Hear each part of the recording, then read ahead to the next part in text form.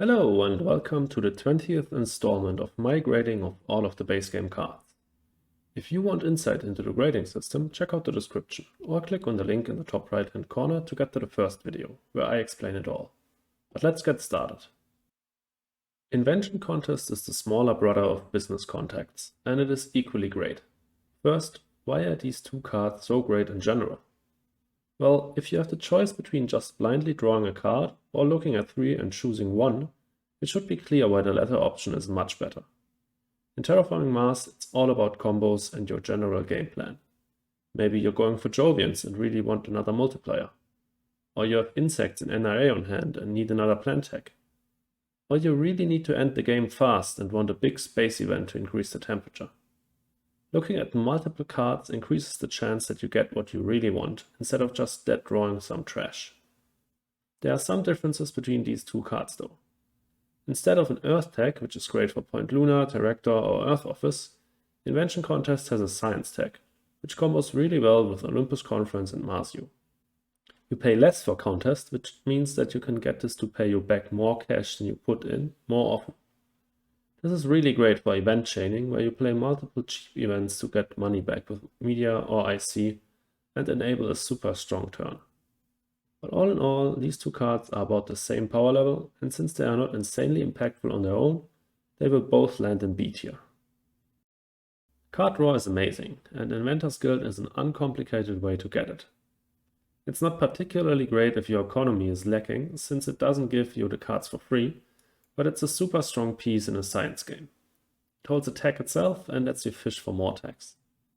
If you're playing with all expansions, this card is a must pick up for Terra Labs research and the worst card draw for Polyphemus. But in the base game there's not much more to say about it.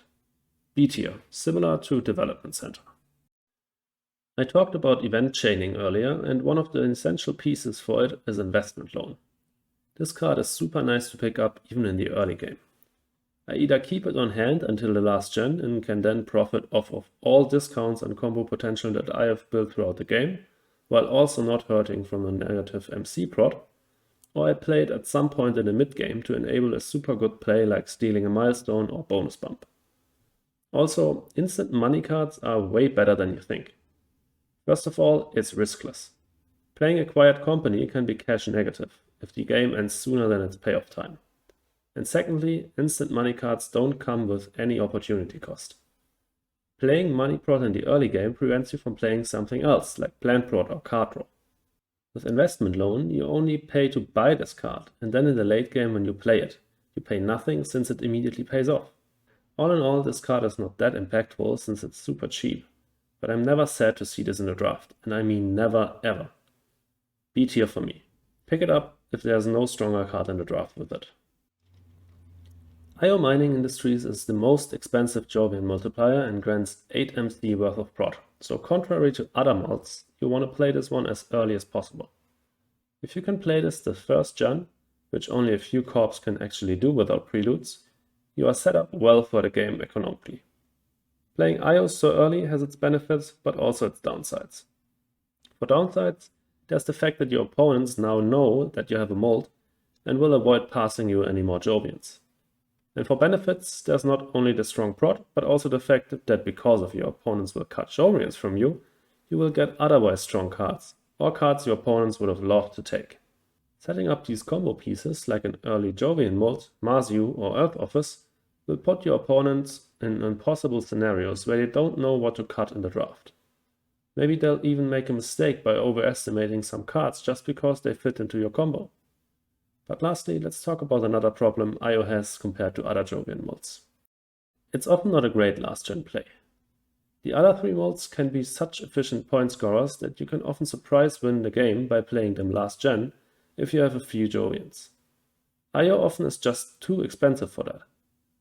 The most expensive base game card, and with all expansions there's just one more expensive card.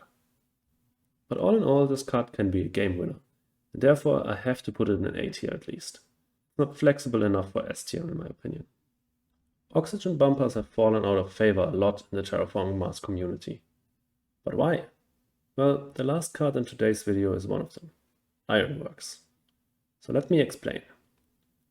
Firstly, heat is really valuable since it gives you power over one of the terraforming tracks, lets you increase your TR, and unlock some strong plant cards. Alternatively, you can bank it and slow down the game, while your opponent will never know when you will use it. Using an oxygen bumper costs power and therefore heat, so you're trading in power over one of the tracks for power over another. But heat can be stored, and the uses of a bumper can't, so bumpers are less flexible. The second reason is due to the alternative way of scoring points on the oxygen track, plant prod, and in extension, the green combo. There are insanely strong plant producers in the game and also combo cards to go with them. Greeneries are really valuable and just score so much better than a bumper does. So why invest into a bumper when you can use the power as heat and unlock these strong plant tags to score points on the oxygen track simultaneously? Well, there are still a few scenarios where you want to use a bumper. Mainly if you know that your opponent has a strong plant prod or has potential for it on hand. Maybe you had to pass some insects or you played an early kelp farming. Then you can use a bumper to take points out of the oxygen track. But all in all, I don't like bumpers that much anymore. They are still probably C tier since they can score really well in the right situation. But the situations are far more rare than we thought. Thanks so much for watching. Let me know in the comments whether you agree with my ratings, or if not, how you would have rated them differently. Also, if you enjoyed the video, please leave a like and consider subscribing. And lastly, please check out my Twitch and my Twitter. See you in the next video.